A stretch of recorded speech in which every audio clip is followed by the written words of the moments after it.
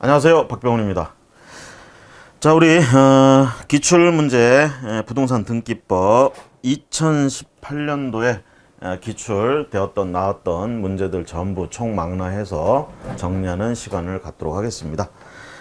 그래서요, 우리가 능력검정 시험이라든가 또는 법무사 시험 또는 법원직 이런 시험들 기출 2018년도에 나온 부동산 등기법 과목 나왔던 문제는 전부 총망라해서 우리가 그 전에 이제 기출문제 시리즈 해가지고요, 수업도 했고 촬영도 했고요. 그리고 다음에 그 교재도 다 나왔고 그 중에 이제 2018년도 것만 이제 모아서 우리가 이제 본다 이렇게 보시면 생각하시면 되겠고요.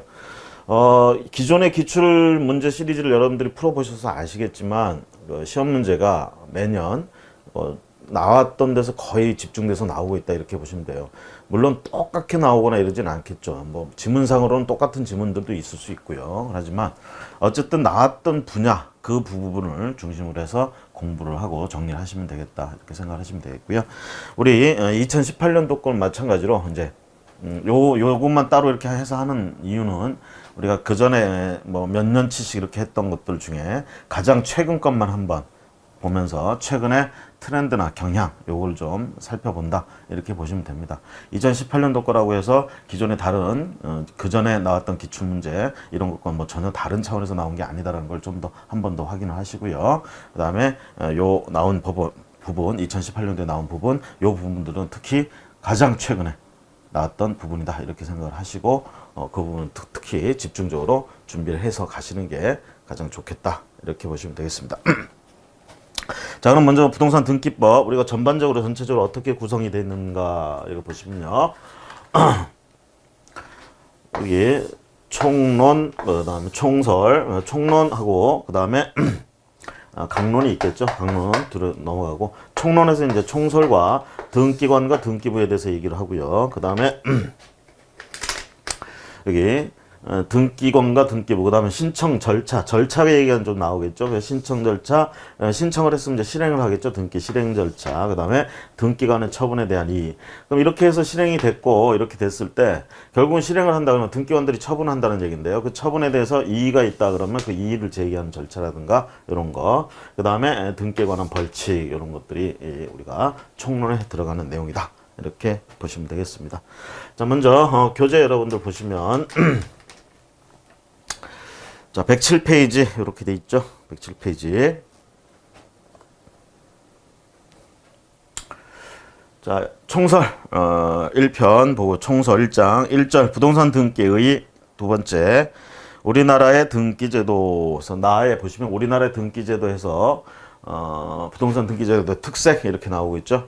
그래서 물적 편성주의라든가 공동신청주의 뭐 어떤 이런 것들을 일종의 것들이 있습니다.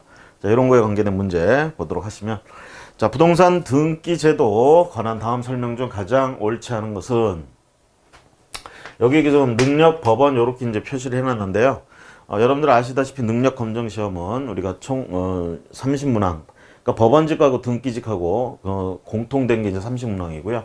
여기에 이제 등기직 쪽은 30문항이 더 추가가 돼서 60문항 이렇게 됩니다. 그래서 구분하기 위해서 이렇게 해놨는데요. 능력 검정 법원직 이렇게 보시면 되겠어요. 그럼 요거는 그 공통되는 30문제 거기서 뽑은 거고요. 그 다음에 능력 검정 이렇게 표시한 거는 능력 검정 등기, 능력 등기 이렇게 표시한 거는 추가된 30문제. 그래서 이렇게 자, 이해가 안 가시면 이거죠. 능력 검정 시험을 통해서 등기 쪽은 60문항을 보고요. 부동산 등기법. 법원 쪽에서는 30문항을 봐요. 여기 공통된 30문항은 공통돼서 보고 여기 이제 플러스 30문항이 들어갔다 이 얘기입니다. 그래서 능력 법원 그러면 요거 얘기하는 거고요. 그 다음에 검정, 능력 검정, 능력 등기 그러면 요거 추가된 거 얘기한다. 이렇게 보시면 됩니다. 공통된 거. 뭐 별거 아닌데 하여튼 뭐 그렇게 구분해 놨으니까 참고하시고 어쨌든 옳지 않은 것 등기 제도에 관해서 옳지 않은 거 고르라고 했습니다. 있을 때 3번 가보시면 성립요건주의는 부동산에 관한 물권 변동은 그 원인이 법률 행위이든지 법률의 규정이든지 등기를 하여야 효력이 발생한다는 것이다. 자, 성립요건주의는 등기를 해야 효력이 발생한다 라는 뜻이냐 이 얘기죠. 해설해 보시면 민법의 이제 취지입니다. 민법은 등기의 효력과 관련해서 186조 규정이 있죠. 우리가 법률행위로 인한 물권 변동은 어떻게 한다고 그래 돼 있죠. 득실 변경 그 효력이 생기려면 등기 함으로써 이렇게 얘기를 하고 있습니다. 그래서 부동산에 관한 법률 행위로 인한 물권의 득실 변경은 등기하여야 그 효력이 생긴다 이렇게 규정하고 있고 물권 변동에 관해서 성립 요건주의를 채택했다 이렇게 얘기를 합니다. 자 그래서요 우리나라에서는 효력 요건이 아니고 등기는 성립 요건이다. 성립 요건주의 이렇게 취하고 있어요. 민법 186조가 근거다 이렇게 보시면 되겠고 186조에서 하는 얘기는 그럼 그겁니다. 취지 부동산 그쵸? 그 다음에 법률행위 다른 것 말고 법률행위 이렇게 해서 물권 변동을 가져오려면 뭐를 해야 된다? 등기해야 된다. 그래서 요 등기가 이루어져야 물권 변동이 뭐 성립한다 뭐 이렇게 얘기할 수 있는데 그래서 성립요건주의다 이렇게 얘기합니다. 요거 이제 다른 것은 대항요건주의라는 게 있는데 등기가 대항요건이다 이렇게 주장하는 거죠. 우리가 프랑스 법주의, 불법주의라고도 하는데요. 그쪽 얘기들 이제 주로 하는데 우리는 성립요건주의, 독법주의, 독일 쪽 이쪽 얘기입니다. 성립요건주의. 자 그런데 여기 지문을 보시면 성립요건주의는 부동산에 관한 물권 변동은 그 성립요건주의의 의미를 얘기하는데요. 그 원인이 법률행위든지 법률의 규정이든지 이렇게 하는데 법률 행위일 경우에는 등기함으로써 효력이 생긴다. 이걸 얘기하고 있습니다. 법률의 규정일 때는요. 민법 187조가 이렇게 얘기하죠. 상소, 공영징수, 판결, 경매, 기타 법률의 규정에 의한 경우. 자 이런 경우에는 어떻게 해야 된다? 법률행위 대신 이런 거에 의해서 물권 변동을 일으킬 때 부동산에 있어서는 플러스 등기 필요 없다. 그쵸? 이런 경우에는 등기 없이 물권 변동이 일어난다. 그런데 이 성립요건주의 설명하면서 법률의 규정에 의해서 하더라도 등기가 있어야 된다. 이렇게 표현했기 때문에 틀렸다. 얘기가 되겠습니다. 1번 지문 3번 지문 옳지 않고요. 자, 그 다음 자 넘어 뛰어서 우리가 2018년도에 나오지 않았던 항목 요거는 이제 빼버리고 과감하게 빼버리고 문제 위주로 해가지고 나온 항목들만 제목 이렇게 나오게 됩니다. 제3절 등기 능력이 있는 물건. 결국 이제 등기 능력 여부가 이제 또 문제죠. 우리가 부동산 등기법상 3조에 가보시면 또 등기가 가능한 권리, 그쵸? 그 외에 등기 가능한 권리, 등기 가능한 물건 이런 것들 이렇게 등기가 가능한 것들은 등기 능력이 있다 이렇게 표현을 하죠. 자 그럴 때 권리 그러면 뭐가 있어요? 등기가 가능한 권리. 일단 뭐 물권 위주로 등기가 가능하죠. 처음에 소유권, 그다음에 우리가 소유권을 제한하는 제한물권, 용익물권 중에 지상권, 지역권, 전세권, 그렇죠? 전세. 그다음에 요 담보물권으로 뭐가 있어요? 담보물권. 저당권이 가능하죠. 유치권은 등기할 수 없고요. 그다음에 질권은 동산질권은 인정돼도 부동산질권 인정 안 하죠. 그래서 등기부에 나오면 안 되는데 권리질권이라는 게 나올 수 있어요. 권리질권. 그 다음에 우리가 그 다음에 7번째 채권 담보권. 그 다음에 8번째로 임차권, 부동산 임차권. 그래서 등기할 수 있는 권리 이렇게 8가지가 있다. 이렇게 보시고요. 그 외에 등기가 가능한 물건 이런 것들에 대해서 판례에 의해서 이것저것 인정되어 오고 있죠. 그래서 예를 들면 문제가 되는 게 이제 하천이라든가 이북에 있는 토지들 이런 부분들 이제 되느냐 안 되느냐 등기가 되느냐 안 되느냐 뭐 이런 얘기들 등기 능력이 있느냐 없느냐 이런 것들이고요. 그 다음에 이제 집합 건물에 이제 관계돼서 공동 부분, 공동 이용하는 부분들 공유하고 있는 부분들 있죠. 구조상 공용 부분과 규약상 공용 부분 이런 것들 우리가 좀 조심을 하셔야 되겠습니다.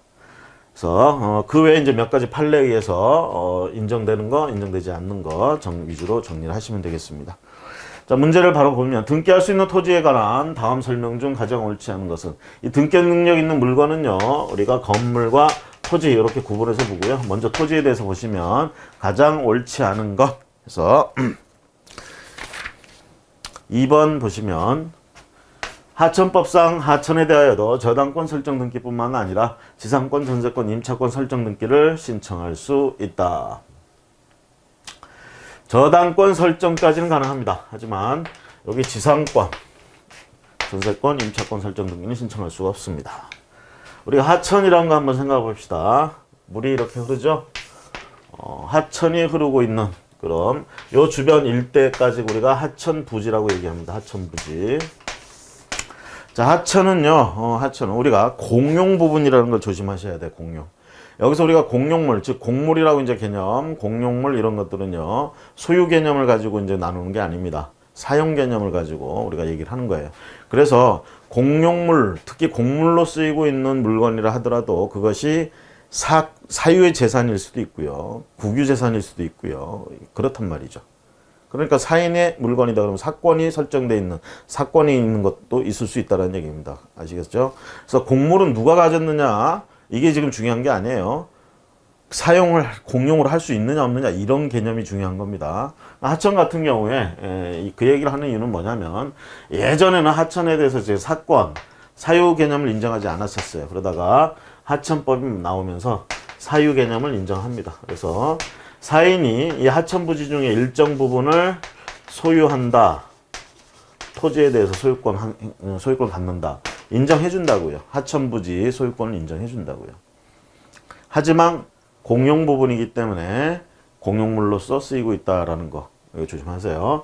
자, 소유권 인정해 주는데 예를 들면 갑이라는 사인이 이만큼에 대해서 소유권을 가질 수 있다는 얘기예요.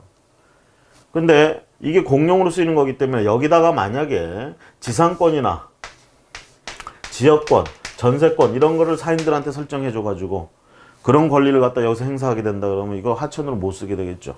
그렇죠? 그래서 이런 건 안 돼요. 자, 개인의 소유권, 사유 재산 인정을 해주는데요. 이 소유권도 인정해주면서 또 하나 인정해주는 건 담보물권성 해가지고 저당권 설정하는 것까지는 인정해준다는 얘기입니다. 여기다 저당권 설정한다고 해서 물이 흐르는 걸 막지는 않잖아요. 그렇죠? 그래서 저당권 설정. 하지만 그 외의 권리들은 설정할 수가 없게 돼 있다. 하천법상의 규정입니다. 자, 그 다음에 우리가 건물 얘기하면 이제 축사 얘기를 좀 하게 되는데요. 축사. 이 축사가 좀 애매하죠. 그 판례로 이제 얘기를 하면 건물로 인정을 받으려면 판례에 의해서 건물로 인정을 받으려면 판례에서는 이렇게 얘기하고 있습니다. 건물이란 건축물이란 기둥과 그다음에 여기 채우는 건 뭐예요? 주벽이죠. 주벽. 그리고 지붕. 여기 세 개. 요 갖춘 것을 우리가 뭐라고 한다? 판례에서는 건물이라고 부릅니다. 우리가 건축법에서는요, 요거를 기둥과 또는 주벽, 그렇죠? 기둥 또는 주벽, 그리고 지붕, 이렇게 배워요. 또는이라는 표현을 쓰는데, 판례에서는 그냥 기둥, 그리고 주벽, 그리고 지붕, 이렇게 표현을 하고 있어요. 자, 어쨌든, 이렇게 갖춰진 건물이라고 그러는데, 왜 이 얘기를 하냐면, 축사하고 관련돼서 얘기하자면, 축사는 이 벽이 없거나 이렇게 돼요. 통풍이나 이렇게 해서 그 가축들을 건강이나 이런 것들 때문에 벽이 없거나 이렇게 해서 통풍이나 이런 문제를 신경 쓰기 때문에 우리가 보통 정의 내린 건물하고는 좀 다르다라는 얘기죠. 그럼 이거 등기할 수 있느냐 마느냐 이런 문제 들어가지. 왜? 우리나라에서 등기를 할 수 있으려면 일단 기본적으로 토지 아니면 건물이어야 되는데 이게 건물이냐 아니냐 이거에 따라서 등기될 수 있느냐 아니냐 이런 문제가 생기거든요. 그래서 우리가 축사 같은 것들 이제 등기법에 보시면 축사를 갖다가 등기를 할 때 축사 등기 요건 이렇게 보시면 토지에 견고하게 이제 정착돼 있고 그다음에 소사육 용도로 계속 사용이 가능한 거. 이 안에 이제 가축은 소여야 돼. 그러면서 일시적이 아니고 계속적이어야 되고요. 그다음에 지붕이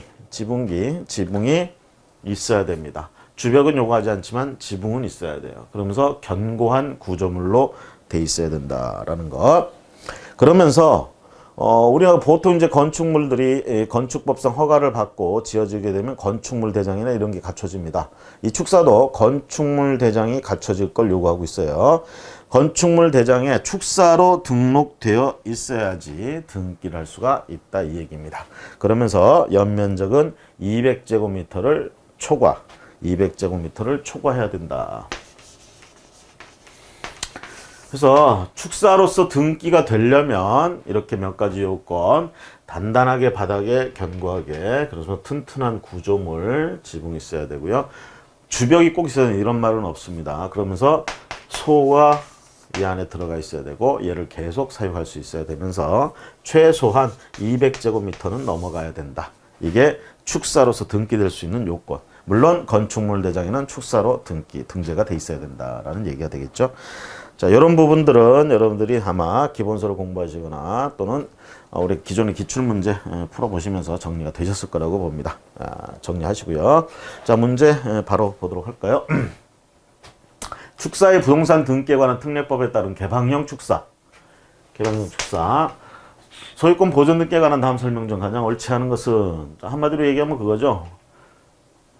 좀 전에 이거 축사 등기할 수 있는 요건 얘기했듯이 등기할 수 있는 거냐 없느냐 이걸 기준으로 이제 문제를 본다 이 얘기입니다. 자, 옳지 않은 것. 자, 3번 보시면 개방형 축사의 소유권 보존 등기 신청서에는 건물의 표시를 증명하는 건축물 대장 등본을 첨부해야 하는데, 자, 건축물 대장 등본에는 이제 뭐라고? 축사로 등재가 돼 있어야 되겠죠. 건축물 대장 등본을 첨부하지 못한 경우 소를 사육할 용도로 계속 사용할 수 있을 것을 서명하기 위하여 건축허가 신청서나 건축신고서의 사본, 요 건축사가 작성한 축사, 설계도 같은 것들입니다. 요거 그 밖에 건축물의 용도가 개방형 축사임을 알 수 있는 시장군수구청장이 작성한 서면 중 어느 하나를 제출해야 한다. 자, 아까 요게 축사로서 등기가 될 수 있으려면 건축물 대장에 축사로 등재가 돼 있어야 된다고 그랬죠. 그러니까 축사로서 등기를 신청할 때 당연히 건축물 대장 등본 같은 거 띄어서 제출해야 됩니다. 왜? 거기에 이렇게 축사로 기재돼 있다는 거를 증명해야 되니까. 그렇죠? 자, 그런데 건축물 대장을 띌 수 없다. 건축물 대장을 띌 수 없다 그러면 건축물 허가 신청서나 건축신고서 사본, 요런 걸로 가름할 수 있다는 얘기예요. 요런 걸 대신 제출할 수도 있다는 얘기야. 근데 이것마저도 없으면 뭘 제출해야 되냐 이 얘기죠. 그럴 때 시장군수구청장이 작성한 서면, 요게 축사라는 거 인정한 서면, 그 확인 서면을 제출하면 되는데, 여기서 시장군수구청장뿐만이 아니라 면의 장까지 포함해서 얘기합니다. 면의 장, 이들이 작성한 서면, 요것 중 어느 하나를 제출하면 된다라는 것. 결론은 요건을 갖췄느냐 안 갖췄느냐 이런 것들은 신청을 할 때 서류로서 증명을 해야 되고요. 그런 서류를 못 갖췄을 때는 대신 다른 서류로 가능하냐 안 하느냐 했을 때 가능하다라는 부분이었고, 그 부분에 대해서 자, 읍면장이 작성한 것도 들어간다라는 거 조심하시고요. 자, 그 다음 문제 봅니다. 109페이지 여러분들 교재 109페이지 보시면 문제 2번 축사 문제가 18년도에 많이 나왔어요. 2018년도에. 자, 축사의 부동산 등기에 관한 특례법에 따른 개방형 축사 보존 등기에 관한 다음 설명 중 가장 옳은 것은, 3번 보시면 가장 옳은 것 3번. 한 개의 건축물 대장에 주된 건물인 축사와 그 축사의 사용에 제공하기 위하여 부속하게 한 퇴비사, 차교사 등이 등록되어 있는 경우 축사와 부속 건물의 연면적 합비 200제곱미터를 초과한다면 보존 등기를 할 수 있는 것으로 보고 있다. 자, 지금 축사만 있는 게 아니라 그 옆에 퇴비사나 뭐 이런 것들이 있죠. 여기에 부속한다. 축사를 운영하기 위한 것들입니다. 이런 퇴비사나 이런 것들, 부속 건물들. 자, 이게 있다면 주된 건축물인 축사 면적만 우리가 계산하는 게 아니고요. 퇴비사나 차교사 이런 부속 부분도, 부속 건물도 같이 합쳐서 연면적을 계산한다 이 얘기입니다. 그렇게 해서 200제곱미터를 초과한다면 보존 등기할 수 있다. 그래서 3번 질문 맞고요. 자, 1번 보시면 개방형 축사에 대한 보존 등기를 신청할 때는 이 법에 따라 등기를 신청하는 뜻과 신청 근거 규정으로 같은 특례법 4조, 부동산 등기법 65조 각 어느 하나에 해당하는 규정을 신청 정보의 내용으로 등기소에 제공해야 하며 등기관은 갑구의 등기원인의 이 법에 따른 등기임을 기록해야 된다. 자, 갑구의 등기원인의 이 법에 따른 등기임을 기록한다. 자, 갑구의 등기원인에는 기록하는 게 아니고요. 표제부에 기록을 합니다. 표제부의 등기원인 뭐 기타 사항들 란에다가 갑구의 등기원인 란에다 하는 게 아니고 표제부의 등기원인 또는 등기원인 및 기타 사항, 등기원인 기타 사항 요 란에다가 이 법에 따른 등기다라고 기록하는 게 아니고 특례법에 따른, 그렇죠? 특례법에 따른 요거에 따른 등기다라는 걸 기록한다라는 거. 그래서 갑구의 등기원인 란에다 하는 게 아니고 표제부 등기원인 및 기타 사항란에다가 한다라는 거 조심하시고요. 자, 2번에 이 특례법에 따른 소유권 보존 등기 시에는 부동산 등기 규칙 121조 2항 건물의 표시를 증명하는 건축물 대장 정보나 그 밖의 정보를 제공하여야 한다. 자, 중요한 건 이겁니다. 건축물 대장 정보 요것만 제공해요. 요거 그 밖의 정보가 아니고 요것만 제공하면 되고요. 자, 4번에 건축물 대장 정보에 의하여 등기할 건축물의 용도가 개방용 축사임을 알 수 없는 경우 앞의 문제에서 어떻게 했습니까? 시구 읍면 장이 작성한 서면을 제공해야 한다 이렇게 얘기를 했죠. 그래서 요 대장 정보 즉 건축물 대장 요거 거기에 있는 정보로 요게 개방용 축사인지를 아닌지를 알 수가 없어. 그러면 다른 서류라도 제출을 해야 된다는 얘기겠죠. 증명을 해야 되니까 축사라는 걸, 개방용 축사라는 걸. 그랬을 때 건축 허가 신청서나 뭐 이런 거 있었잖아 앞에서 문제에서. 그런 걸 내던가 아니면 그게 없으면 시구 읍면 장이 작성한 서면을 제공해야 된다 이 얘기입니다. 그래서 둘 중에 하나 제공해야 되는데 여기선 지금 하지 않아도 된다 그랬죠. 여기서 틀렸다라는 얘기가 되겠습니다.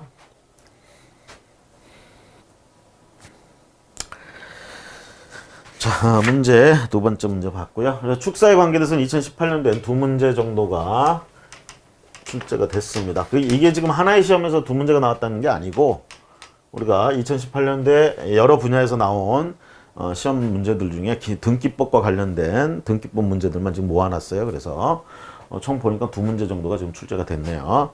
자, 4절 우리가 이제 등기 사항에 대해서 좀 살펴보시면 두 번째 등기할 사항인 권리, 등기할 권리. 아까 뭐 미리 말씀을 드렸지만 등기법상 8개 정도의 권리가 등기할 수 있는 권리로 되어 있습니다.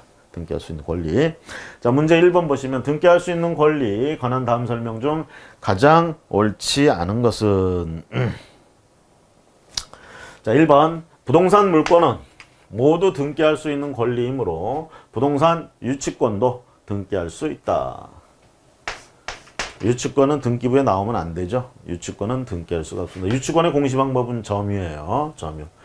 자, 부동산 물권은 원칙적으로 등기할 수 있어야 돼요. 근데 부동산 물권 중에 등기할 수 없는 물권들이 있다는 얘기입니다. 민법을 기준으로 이제 우리가 놓고 보면 점유권, 소유권, 소유권을 제한하는 제한물권, 자, 용익물권, 담보물권, 용익물권의 지역권, 지상권, 전세권, 담보물권의 유치권, 질권, 저당권 이렇게 가죠. 자, 이렇게 8개 지금 물건이 민법에서는 대표적으로 나오고 있습니다. 그러면 일단 지상권, 지역권, 전세권은 등기될 수 있는 등기 능력이 있는 권리고요. 부동산 등기법상에도 등기할 수 있게끔 돼 있습니다. 3조에. 자, 그 다음에 소유권은 당연히 등기할 수 있는 거고요. 점유권은 이건 뭐예요? 이것도 공시 방법이 점유입니다. 등기가 아니라는 얘기죠. 그래서 등기부에 점유권 나올 수가 없는 거죠. 등기 능력이 없고요. 그 다음에 담보물권 이제 보면 유치권, 질권, 저당권 중에 저당권은 당연히 등기부에 등기가 되고요. 질권은 동산질권은 안 되지만 권리질권은 등기가 될 수 있고요. 그 다음에 유치권은 요거 안 된다고요. 등기 능력이 없다고요. 부동산 유치권 등기할 수 있다. 틀렸습니다. 그래서 1번이 틀렸고요. 나머지 지문이 맞다. 자, 나 봐도, 그 다음에 이 등기할 수 있는 권리, 요런 부분은 그 시험 문제가 이제 하도 많이 나왔던 분야고 하니까 좀 2018년도에는 등한시대에서 한 문제 정도만 지금 나왔습니다. 이거 외에 이제 여러분들이 좀 준비를 한다 그러면 등기할 수 있는 등기 능력이 있는 물건들, 앞에서 봤던 건물, 축사, 뭐 이런 것들 있죠. 토지, 이런 거 위주로 좀 정리를 하셔야 되겠고. 자, 그 다음에 5절 가봅니다. 등기 효력. 그럼 등기는 어떤 효력들이 있느냐? 우리가 이제 등기 효력 얘기하면 본등기 가지고 이제 얘기를 하죠. 본등기 효력. 요거 말고 이제 예비등기. 그쵸? 예비등기. 예비등기 중에 이제 지금 하나 남아있는 거 예비등기 뭐가 있어요? 가등기죠? 가등기. 전에는 우리가 예비등기 그러면 예고등기, 가등기 이런 게 있었어요. 근데 예고등기는 우리가 폐지가 됐고요. 가등기만 이제 남아있죠. 그러면 요 등기 효력 그러면 원래는 요거 가지고 이제 주로 얘기하는데 본등기 효력이라는 게 뭐겠어요? 본등기 하면 어떻게 돼요? 권리가 변동되죠. 제1의 효력이에요. 제일 우선적인 효력. 권리 변동적 효력. 권리 변동만 일어납니까? 아니죠. 등기하면 또 뭐 할 수 있어요? 대항력이 생기죠. 대항적 효력도 있고요. 그 다음에 등기를 하게 되면 어떻게 돼요? 순위가 확정되죠. 우리나라에서는 순위 확정의 효력 이런 게 있고요.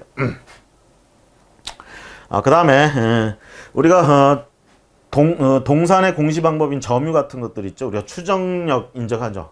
점유의 추정력. 그럼 등기에도 추정력이 있느냐? 등기도 추정력을 인정해 줍니다. 그러면서 권리 추정이라든가 뭐 이런 부분들 인정해 주죠. 이게 본등기의 효력이에요. 대표적인 효력. 이에 반해서 이제 가등기는 어떤 효력이 있습니까? 청구권을 보존하기 위한 가등기 인정되고 있는데 그 가등기의 효력 뭐가 있죠? 가등기 효력. 아무런 효력이 없어요. 딱 하나. 본등기 하면 순위를 보존해 주는 순위 보존의 효력 보존. 요 효력 하나밖에 없다라는 얘기. 그래서 보통 우리가 등기의 효력 얘기하면 요거 본등기를 가지고 주로 얘기한다. 이렇게 보시면 되겠습니다. 자, 문제 바로 볼게요. 자, 등기의 효력에 관한 다음 설명 중 가장 옳지 않은 것은 효력에 관한 설명 중 가장 옳지 않은 것. 자, 4번. 자, 증여로 부동산을 취득하였음에도 등기 원인이 매매로 기록된 경우에 판례는 권리 변동의 과정이 불일치하므로 그 등기가 실체적 권리 관계에 부합하더라도 무효라고 한다. 자, 증여로 부동산을 취득했으면서도 불구하고 등기 원인이 매매로 기록된 경우. 이게 이제 민법에서는 이제 뭡니까? 그러니까 통정 허위 표시 이런 것들을 통해서 이런 일들이 일어날 수 있다는 얘기죠. 그래서 갑과 을 간에 갑의 부동산 뭐 토지라고 해봅시다. X라는 토지. 자, 요걸 갖다가 왜 이쪽 명의로 지금 이전 등기를 한다는 얘기입니다.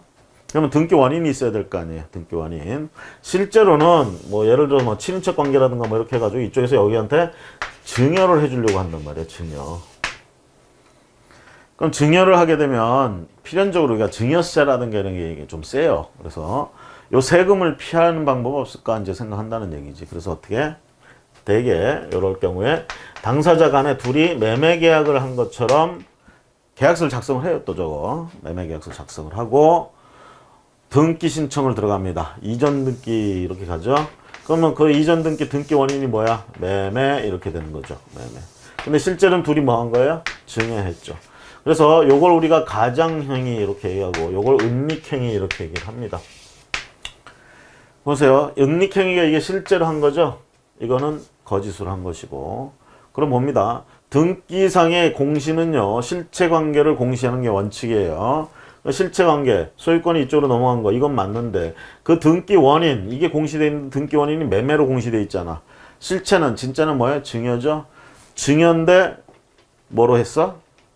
매매로 가정해서. 자, 이렇게 했을 때 과연 이 등기를 무효로 할 것이냐 이 얘기죠. 그래서 매매로 기록된 경우 판례는 권리 변동의 과정이 불일치하므로, 자, 과정 불일치하죠. 지금 등기 원인이라는 게 지금 불일치하잖아. 증여인데 매매라고 기록돼 있어요. 이게 실체적 권리관계에 부합하더라도 무효. 실체적 권리관계는 뭐예요? 갑의 것이 을의 것이 됐다. 그쵸? 요게 팩트예요. 팩트. 그렇죠? 을이 소유권을 가졌다는 게 팩트야. 증여를 해서 가지건 매매를 해서 가지건 을이 가졌다. 이건 맞는 얘기잖아요. 그렇죠? 그러면 이 상태, 을 앞으로의 이 소유권 이전 등기 된 거 자체를 그냥 무효라고 해버릴 필요가 있느냐라는 얘기죠. 그랬을 때 우리가 이거 유효로 해준다라는 얘기입니다. 굳이 이렇게 무효로 실체관계, 실체 권리관계에 부합되는 상태까지 무시할 필요는 없다. 그래서 무효라고 한다, 무효라고 하지 않는다라는 것. 그래서 유효하게 봅니다. 그럼 유효하게 보고 어떻게 돼요? 소유권 취득한 걸로 인정해주고 여기 진짜니까 증여세 내라 이렇게 가는 거겠죠. 자, 그 다음에 8절 보도록 하겠습니다. 등기의 유효 요건.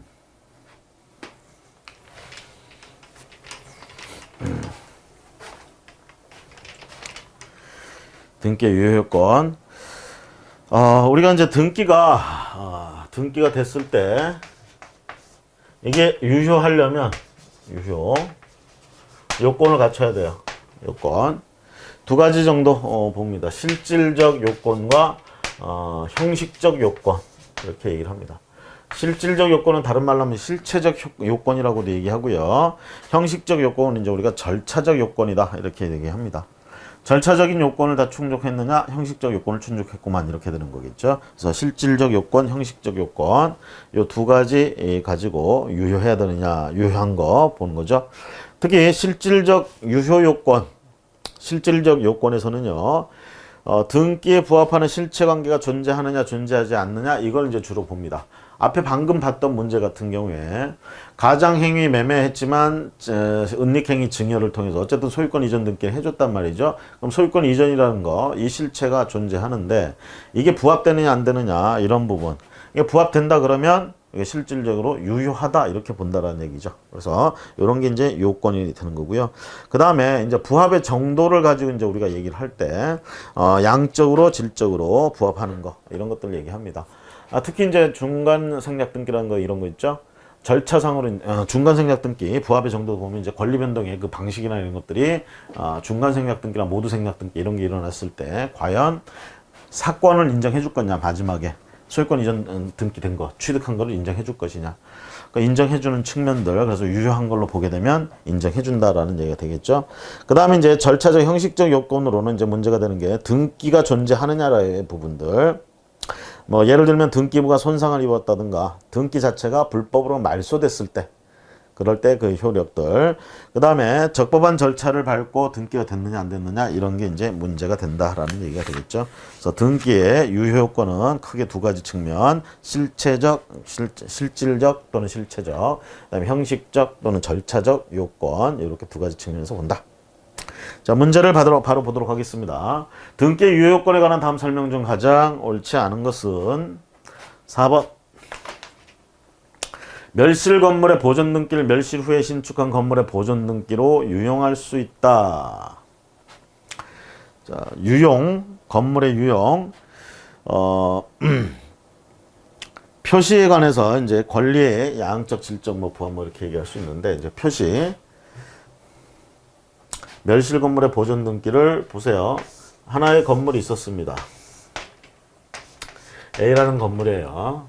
이 A라는 건물에 대해서 보존 등기가 존재하는데 그게 X라는 보존 등기예요. 보존 등기. 보존 등기부 이름이 X라고 해봅시다. 등기부. 자, 이런 상태에서 이것이 멸실됩니다. 멸실.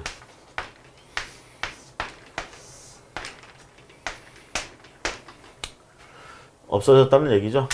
없어졌어요. 자, 그런 상태에서 똑같은 규모의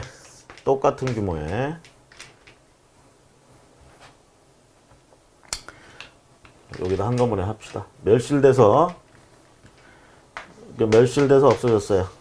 없어졌는데 요거를 다시 그 땅 위에다가 똑같은 규모, 똑같은 구조 가진 건물을 짓습니다. 새로 신축한 건물이에요. B라고 이름 지어 봅시다. B. 자, 그러면서 B라는 건물에 대해서 이 건물을 다 지었으니까 뭐 해야 돼요? 소유권을 취득했지만 요거 보존 등기 해야 되겠죠? 보존 등기. 그럼 소유권 보존 등기 하려니까 돈 들어. 돈 드니까 어떤 생각을 하느냐? 어차피 이놈하고 똑같이 만들었는데 굳이 이거를 보존 등기 할 필요 없이 요 보존 등기를 여기다가 같이 써먹으면 안 되겠느냐 이거죠. 자, 우리가 여기서 보세요. 이 A 건물이 있을 때 보존 등기 유효하죠. 근데 이것이 멸실됐어요. 멸실됐을 때 이 보존 등기는 어떻게 되느냐 이 얘기죠. 무효 등기가 됩니다. 저거. 그리고 폐쇄하게 돼 있어요. 근데 폐쇄를 안 했다라는 거야. 안 했으니까 그냥 사용해 먹자 이렇게 되는 거지. 무효 등기 유용해 먹자 이 얘기예요. 지금 이게 가능하냐 이 얘기죠. 인정 안 돼요. 우리가 무효 등기는요 유용할 수 있는데 권리 내용의 권리에 관한 등기가 무효일 경우에는 우리가 경우에 따라서는 유용할 수가 있습니다. 갑구나 을구에 있는 내용들은 유용이 가능해요. 무효 등기. 하지만 표제부에 있는 내용은 무효 등기 유용을 할 수가 없습니다. 지금 이런 게 표제부가 무효인 경우예요. 이게 멸실됨으로 인해서 X 보존 등기, 이건 폐쇄 등기를 안 했다 하더라도 이 등기가 무효다. 이거 표제부가 무효라는 얘기입니다. 표제부가 무효니까 그 뒤에 딸린 갑구나 을구는 당연히 내용이 없는 걸로 되는 거겠죠. 그렇죠? 그럼 표제부가 무효인데 이렇게 한 건 그 표제부 무효인 걸 다시 살려서 쓴다는 얘기인데 그럴 수 없다라는 얘기입니다. 그래서 멸실 후에 신축한 건물의 보존 등기로 유용할 수 있다. 무효 등기 유용 인정 안 됩니다. 유용할 수 없어요. 그럼 어떻게 해야 되냐? B는 그냥 B의 Y라는 보존 등기, 그러니까 새롭게 보존 등기를 하나 만드는 수밖에 없어요. 이 X 보존 등기는 영원히 못 씁니다. 그냥 폐쇄해버려야 된다라는 거. 그 이유는 뭐냐면 아무리 똑같이 지었어도 이 B라는 이름을 가진 이 신축 건물은 과거의 A 건물이 아닙니다. 죽었다 깨나도. 아시겠죠? 달라요. 다른 건물이에요. 구조가 똑같아서 똑같은 건물이 아닙니다. 아시겠죠? 이놈은 아니에요. 다른. 그러니까 이 보존 등기 여기다 쓰면 안 된다. 이 얘기가 되겠어요. 결론적으로. 자, 그래서 6절 등기 유효 요건 이제 봤고요. 2장으로 넘어가 보도록 하겠습니다. 등기관 그리고 등기부에 관계된 얘기들이죠. 등기관과 등기부. 자, 먼저 이제 등기관과 그 설비 그러면 등기관, 등기장부 이런 걸 우리가 이제 주로 얘기를 합니다. 등기장부나 이런 것들. 자, 먼저 등기관에 대해서 먼저 문제를 보시면 자, 등기관에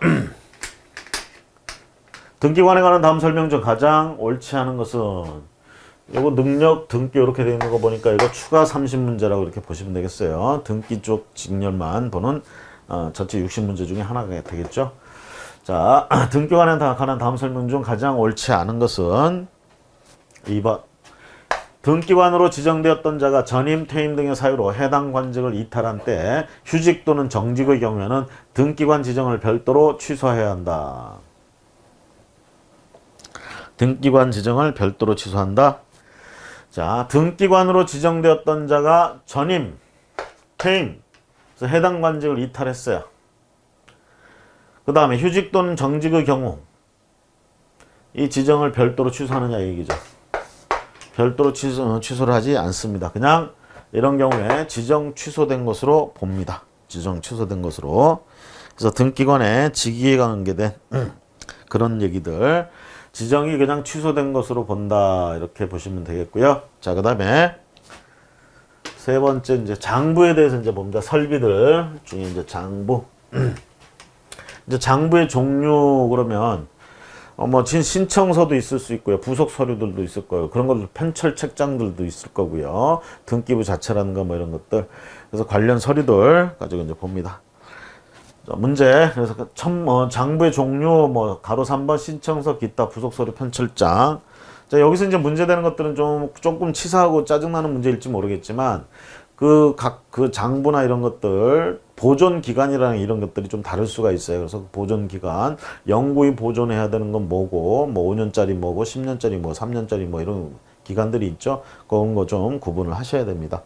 자, 1번 문제, 1번 문제 보시면 신청서 기타 부속 서류 편철장에 관한 다음 설명 중 가장 옳지 않은 것은 요거는 구급직의 시험 문제 이렇게 나왔었습니다. 그랬을 때 4번 보시면요. 신청서 기타 부속 서류 편철장의 보존 기간은 10년이다. 10년이 아니고 5년이다라는 거. 보존 기간을 가지고 문제를 물어보고 결론은 이런 거 전부 그냥 옳은 얘기들이에요. 그렇게 이걸 이제 물어보려고 이렇게 해놨다. 자, 그 다음 문제 장부의 관리에 관해서 보시면 자, 등기소에 갖추어 두어야 하는 장부에 관한 다음 설명 중 가장 옳지 않은 것은 등기소에 갖춰둬야 되는 장부의 관리해서 나오는데 자, 그런 장부들에 관한 설명 옳지 않은 것 3번 보실까요? 이의 신청 서류 편철장은 5년간 보존해야 된다. 요건 10년입니다. 요건 10년. 우리가 등기관의 등기 처분에 대해서 이의 신청이나 이런 걸 할 수가 있겠죠. 이의를 제기하거나. 그럼 그런 이의 신청 서류들을 갖다가 받아서 그냥 폐기하는 게 아니고 그 서류들을 다 모아놔야 됩니다. 또 그 모아놓은 게 이제 편철장이라고 하는데 그 편철장 자체는 5년이 아니고 10년간 보존해야 된다라는 점 조심하시고 나머지는 뭐 옳은 지문들이 되겠습니다. 그래서 여러분들 법원 공무원 교육계좌나 여기 보면 보존기간 이렇게 해가지고 이렇게 정리가 돼 있어요. 그래서 그 보존기간들 여러분들 좀 나름대로 이렇게 정리해서 좀 기억을 해주시는 게 좋겠고요. 그 다음에 등기 공시 3절. 그럼 등기 공시 3절 부분 보도록 하겠습니다.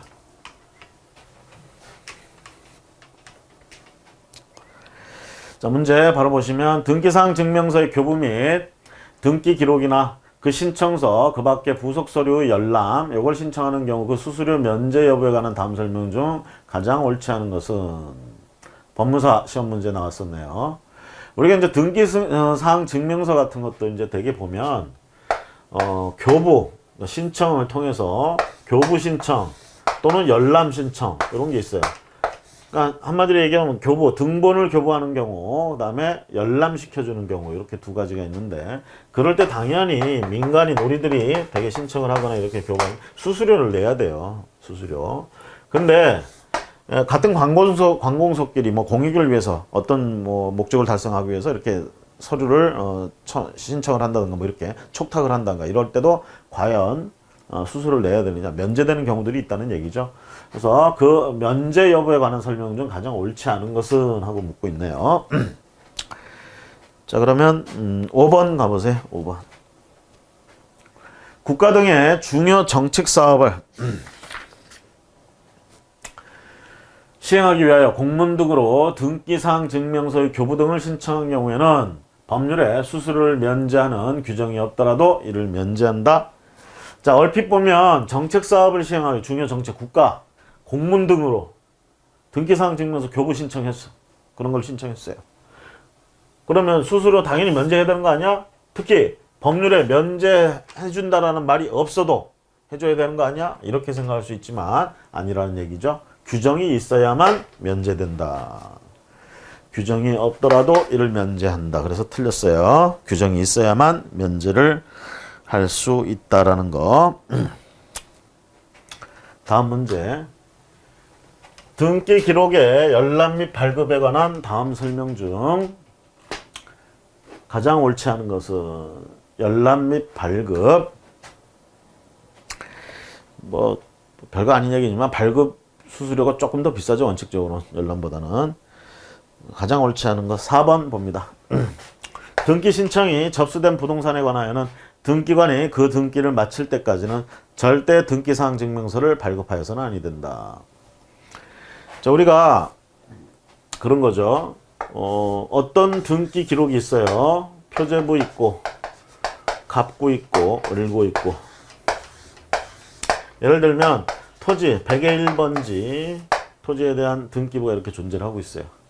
근데 100의 1번지에 대해서 권리 변동 사항이 있어. 그래서 등기 신청이 들어온단 말이에요. 등기 신청.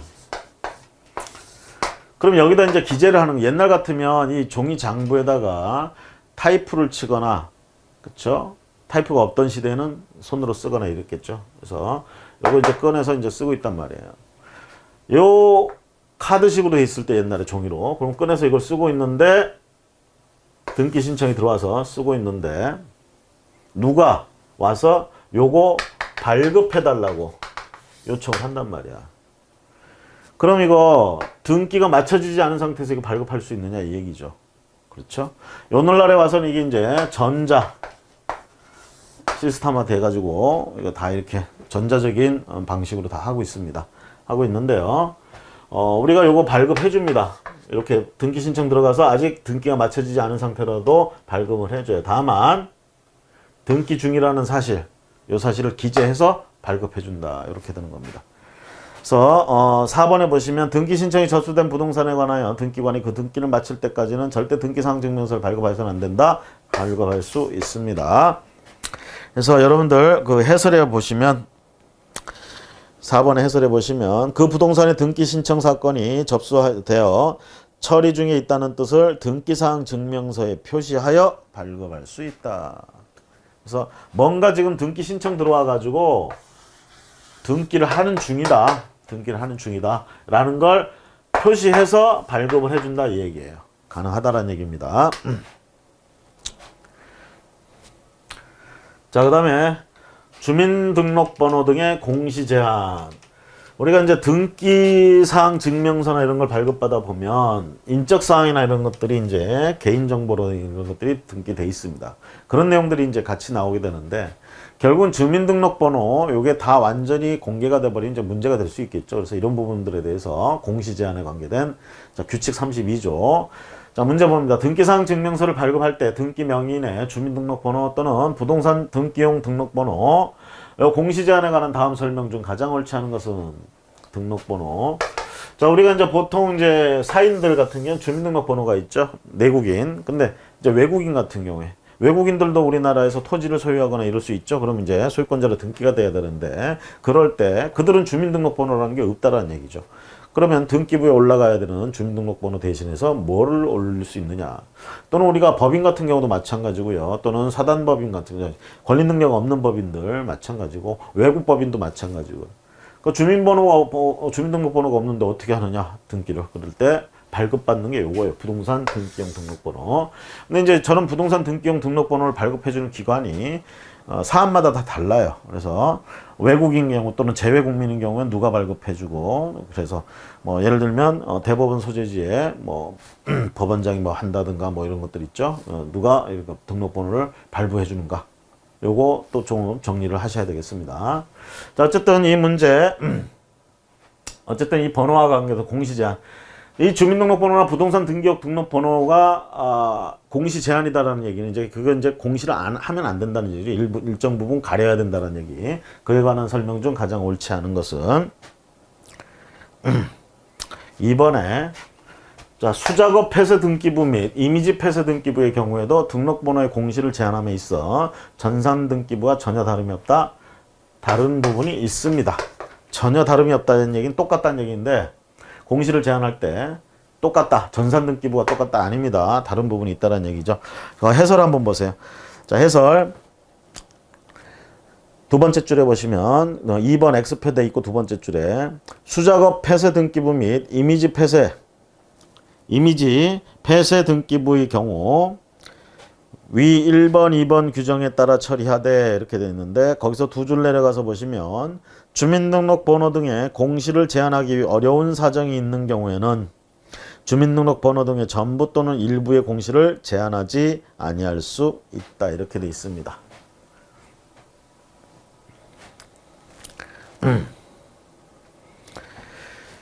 자, 우리가 전산 등기부의 경우에는요. 어쨌든 주민등록번호나 이런 것들을 공시 제한한다 그러면 그걸 다 하게 돼 있습니다. 그런데 수작업 폐쇄 등기부나 이미지 폐쇄 등기부 요거를 작업할 때 보면은 요게 제한이 안 될 경우들이 있어요.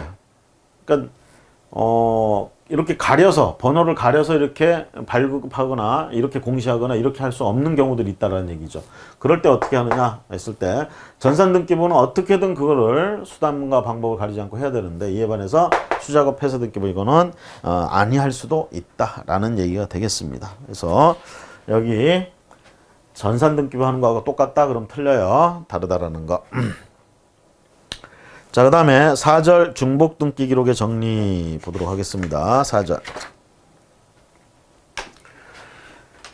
지금 오늘날에 와서 이제 중복 등기 기록이 나올 일은 이제 거의 없다고 이제 보시면 되겠습니다. 전산화가 되고 나서는. 하지만 그 전에 종이 장부 카드식으로 할 때도 그렇고요. 그 전에 이제 노트식으로 할 땐 더 그랬겠죠. 중복 등기가 일어날 수도 있다는 얘기입니다. 한마디로 얘기하면 하나의 물건에서 둘 이상의 등기부가 존재하는 상황들이 벌어진다는 얘기죠. 그런 얘기죠. 그러면 결국은 하나로 정리를 해야 되잖아요. 그렇죠? 그러면 이제 두 개 이상의 등기부에 나오는 각각의 이해관계인들, 즉 권리자들 간에 뭐 다툼이 벌어지고 이렇게 해서 재판상 뭐 해가지고 어떤 하나가 이제 가짜로 판명 나고 그럼 그걸 말소하고 폐쇄하고 하나는 저기 이건 이제 법원에서 결론 나오고 이렇게 하면은 판결 나오면 그거 그대로 처리를 하면 돼요. 신청 들어오고 해가지고. 자, 그런데 그렇지 않은 상황에서 등기관이 이런 걸 발견을 했을 때 이걸 직권으로 이제 정리하는 그런 상황들입니다. 등기관이 직권으로 정리하는 거. 그러니까 등기관은 중복 등기 기록을 발견하면 이거 정리를 해놔야 되는 그런 상황이죠. 그래서 직권으로 정리해 놓는 경우. 자, 그런 거에 가서 가장 옳지 않은 것은 2번 볼까요? 중복 등기 기록 중에 어느 한 등기 기록의 최종 소유권의 등기 명의인이 다른 등기 기록의 최종 소유권의 등기 명의로부터 직접 또는 전전하여 소유권을 이전받은 경우로서 다른 등기 기록이 먼저 개설된 등기 기록이거나 소유권 외유 관리 등에 관한 등기가 없는 나중에 개설된 등기 기록일 때 그 다른 등기 기록을 폐쇄한다. 뭐 말이 복잡하게 나오는데 한마디로 얘기하면 정리 한번 해볼까요? 우리가 등기부가 1번 등기부가 있다고 해봅시다. 그 다음에 2번 등기부가 있다고 해봐요. 1번, 2번 하니까 이 순서를 갑자기 1번, 2번 따라가게 될 것 같아서 그냥 자 스몰 a로 표시되는 등기부가 있고 스몰 b로 표시되는 등기부가 있어요. 자 이렇게 보존 등기가 돼 있고 이렇게 오다가 최종 등기 명인이 여기 갑이에요. 여기는 최종 등기 명인이 을인데 이렇게 봅시다. 을이 갑에게 이전 등기를 해줬어요. 을로부터 이전 받았다 이렇게 표시가 나오는 거예요. 지금 을로부터 그러면 이쯤에 을이 나타나서 이렇게 이전해줬다 뭐 이런 얘기가 되겠죠. 그렇죠? 자 이런 상황에서 지금 어쨌든 X라는 하나의 물건에 대해서 지금 등기부가 이렇게 두 개가 존재를 하는 거야. 그럼 이건 하나는 지금 폐쇄해야 된다는 얘기죠. 등기 기록을. 뭘 폐쇄하느냐 얘기입니다. 그러면 자 등기 명의로부터 직접 또는 전전하여 소유권을 이전받은 경우 지금 소유권을 이렇게 이전받았죠. 이렇게 이전받았을 때 요 다른 등기부라는 건 요거예요. 지금 요거의 등기 명의로부터 이렇게 이전받았을 때 요거를 지금 폐쇄한다. 어떤 경우에 이게 먼저 개설된 등기 기록이거나 또는 이 등기부에 소유권에 관한 내용이 없어. 그래서 등기가 없는 나중에 개선된 등기 기록일 때 요걸 폐쇄하느냐 이 얘기죠. 요게 두 부분이 여기가 틀렸어요. 요거 먼저 개설이 아니고 후 등기. 그 다음에 요거 나중에 이게 선 등기. 거꾸로 이거 지금 얘기하고 있어요. 그러니까 쉽게 얘기하면 요렇게 넘겨받았는데 실제로는 요것과 요것을 비교하면 이게 나중에 된 거야. 이게 먼저야. 그쵸? 이게 먼저. 그럴 땐 이거 폐쇄한다는 얘기예요. 이거 폐쇄. 그 다음에 요 등기 기록에 소유권 외의 권리가 이렇게 등기가 돼 있어. 소유권 외의 권리들이 막 등기가 돼 있어요. 자, 이렇게 됐다면 요게 나중에 된 게 아니고 처음에 있을 때 요 소유권 외에 기록이 있는 거 말고 없는 거. 그냥 소유권 등기만 딸랑 돼 있어. 소유권 보존 등기부터 소유권 이전 등기들만 잔뜩 있어요. 그 외의 등기는 없다는 얘기지 지금 내용이. 그런 상황이라면 요게 이거보다 먼저 있었다 하더라도 이걸 폐쇄한다 이 얘기예요. 지금 거기에서는 그걸 거꾸로 얘기하고 있어. 그래서 틀렸습니다. 먼저가 아니고 후에, 그리고 나중에 아니고 이게 먼저.